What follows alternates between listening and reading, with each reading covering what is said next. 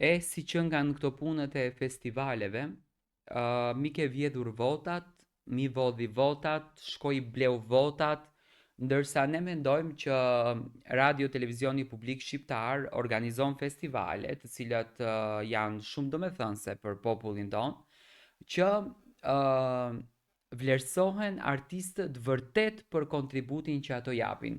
Por, si pas Elsës, Elsa Lila, këngëtare e njohur shqiptare, këngëtare me bagazh shumë të madh, ëm në festivalin e fundit të RTS-s, që kishim përfaqësuese në Eurovision Albina Kelmendin me një tematik dhe një këngë drejtuar familjes, drejtuar gjës më të shenjtë në botë, Elsa Lila thot, unë ngrihem nga Karigja për të shkuar të marr vendin fitues për të ikur në Eurovision dhe gjërat ndryshojnë. Dhe pikërisht emisioni Mirëmbrëma Yje me Arbana Osmanin ka filluar që të shqyer fytyrat dhe të nxjerr të vërteta në pa. Albina Kelmendin nuk ka reaguar në Instagramin të saj, se për kë bëhet fjalë, në me thënë Elsa nuk ka përmendur emër, por publiku ka bërë krahasimin sepse është një video ku Elsa ngritet për të shkuar dhe për ta marrë çmimin e parë. Tani këtu ka një pikpyetje tjetër që unë pak dua të flas. Tani, nëse Albina i ka bler votat, Elsa ku e ka ditur që ajo do ta fitonte festivalin dhe ngrihet në këmbë dhe shkon për të marrë çmimin? Sepse kam bërë një analizë të videos që është publikuar në rrjetet sociale, do të thonë që kam publikuar publiku, kam publikuar Albinën që del fotografia e saj, Albina dhe familja që e kanë fituar vendin e parë dhe para se Arbana Osmani të thot emrin se kush është fituesi, Elsa Lila ngritet në këmbë dhe shkon për të marrë çmimin. Tani më duket pak si kundërshtim kjo gjë, ose publiku ka gabuar video dhe nuk ka të bën fare me RTS-n, ose do me thënë ka patur një paralajmërim të mëhershëm Elsa, se ajo është fituesja dhe në fund janë ndruar gjërat. Me thënë ka pak gjëra që nuk shkojnë, sepse unë mendoj që fituesi zbulohet në momentin kur moderatoria apo prezantuesja në këtë rast e lexon emrin, dhe unë e di, nëse flasim për transparencë, asnjë nga këngëtarët nuk është i informuar se çfarë shkruan brenda në zarf.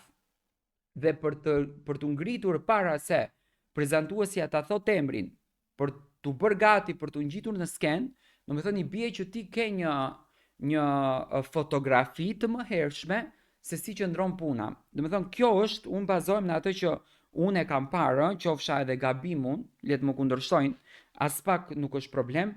Unë bazohem në videon e cila ka dalur në për TikTok, i keni videot që kanë bërë krahasimin në momentin që Elsa është ngritur për të marrë çmimin e parë, ndërsa Albina pret akoma për t'u thënë emri. Që reagimi i Albinës, mënyra kur qan, kur loton, nuk më duket një reagim që ka qenë do me thënë i bler, sepse nëse do t'ishte i bler nuk do të kishte emocione. Po gjithsesi të qëndrojmë brenda lajmit. Këngëtarja Elsa Lila ka hedhur akuza të forta ndaj artistes Albina Kelmendi, e cila i rëmbeu çmimin në Fest 61 dhe shkoi në Eurovision me këngën Duje. Elsa Lila pretendoi se rivalja në garë Albina Kelmendi, e cila ka pjesë do me thënë skuadrës së saj në The Voice of Albania, sepse Albinën e ka bërë Elsa këngëtare në The Voice, unë mendoj që dhe këtu ka një mënyrë të shprehurit keq, sepse The Voice është një kompeticion ku unë mendoj që Elsa duhet të ndjehet e vlerësuar që Albina, një këngëtare me potencial kaq të madh, ka zgjedhur Elsën si mentore dhe jo për shembull si Dritin apo dikë tjetër, se mund është të zgjedhën dhe si Dritin. Tani në qoftë se Elsa e ka bërë Albinën, çfarë duhet të thotë si Driti në qoftë se një nxënës si ti ka sukses të jashtëzakonshëm në një koncert? Unë mendoj që mentori duhet të jetë i lumtur për nxënësin e tij, që ka sukses dhe jo të del me kundërvajtje. Për këtë do të thënë jam kundër kësaj gjëje, sepse unë mendoj që Albina është vlerësuar nga publiku në The Voice, u vlerësua nga The Voice, nga juria në përgjithësi, por ajo vlerësoi se mentorja më ideale për të mund të ishte Elsa Lila dhe këtu nuk ka asnjë gjë të keqe. Tani, kur Albina zuri vendin e dytë, i kishte vjedhur votat e publikut në vitin 2014 ka zënë vendin e dytë në The Voice. Elsa Lila, e cila u rikthye pas 25 vitesh në festivalin e këngës, u vlerësua me çmimin e parë nga juria. Por votat e publikut për të shkuar në Eurovision i fitoi Albina dhe familja e saj Kelmendi. Unë mendoj që kënga Duje u vlerësua sepse pati një komentim edhe nga bota e jashtme. Nuk është se kishte komentim vetëm nga shqiptarët. Po të hedhim një sy në YouTube dhe të analizojmë këngën qartë, do të thënë kënga Duje është komentuar pafund dhe do të thënë Albina kishte pritje të mëdha me atë këngën në Eurovision, po tani se politikat ndryshojnë, ajo është tjetër muhabet. Tani, Elsa thot kështu, ju mendoni që mu dha haku që e meritoja? Tha ajo e ftuar në mbrëma yje duke shtuar që mendoj që jo që publik. Artistja shtoi që si pasaj provat janë që votat u blen, ndërsa theksoi se atë çështje do e kisha çuar shumë larg, por nuk e bëra referuar gjykatës. Elsa Lila theksoi se është e ndershme dhe se donte të bënte skandal, nuk donte.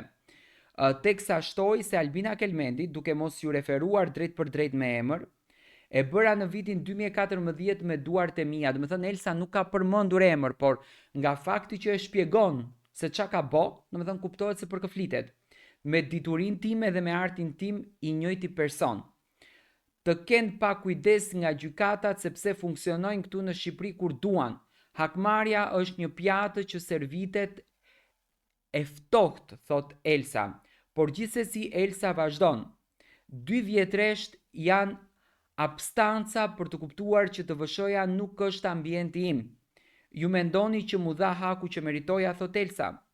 Vendimi e mori publiku. Mendoj që jo që publiku, do me thënë, flet me ironi. Më pas Arbana e pyetëm pse nuk mendon që e mori publiku. Elsa thot, sepse kemi prova të shumta empirike dhe fizike, flas me gjuhën penaliste, prova që janë vota të bleme nga publiku pafund. Atë çështje do ta kisha çuar shumë larg, por nuk e çova. Do të thënë Elsa Lila ndjet shumë e irrituar me Albina Kelmendin. Unë mendoj që respekt për artin që ka bërë Elsa, gjithmonë më ka pas këngë, ka pas hite të jashtëzakonshme, por mendoj që është e bukur ai që nëpër Eurovision na përfaqësojnë edhe artistët e rinj, sepse Albina i bie do me thënë kohës së artistëve të rinj, të na përfaqësojnë, le të jetë një diçka ndryshe. Ndodhi për herë të parë në Eurovision që Shqipëria në të gjithë botën merr pjesë një familje e plot në një skenë Eurovisioni. Dhe unë mendoj që kjo është arritje. Unë mendoj që kjo është ndryshim, unë mendoj që kjo është revolucion, është e bukur kur ne ngjisim në skenë artistë të rinj me potencial të bukur, sepse nëse ne do të shkojmë me të njëjtin bumerang 2-3 herë, atëherë çfarë kemi arritur ne? Do të thonë ky është mendimi im, gjithsesi dua të marr dhe mendimin tuaj.